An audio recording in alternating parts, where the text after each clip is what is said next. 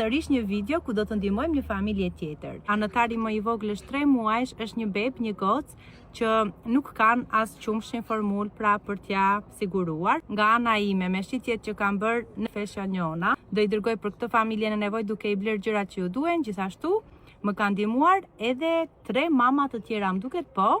Dhe një farmaci këtu në Pogradec, pasi pastori më ka shkuar, farmacinola. Nisha tek farmacia, i mora të gjitha pakot që më kishte bërë gati. Tani gati do shkojmë të marrim dhe këpucët. Jam në një dyqan tani dhe me sa duket numrin 40 për mamin e fëmijëve e gjetëm. Tani jam në një dyqan për fëmijë ku ka veshje të ndryshme. Këtu kam edhe pjesën tjetër. Qumshat ishin ato që zonja kishte më shumë nevojë, kështu që kemi shumë qumsha që do të çojmë. Goca e familjes 5 vjeçare do gëzohet shumë. Shkoj, nuk janë keq. Nuk ishin atë çorape.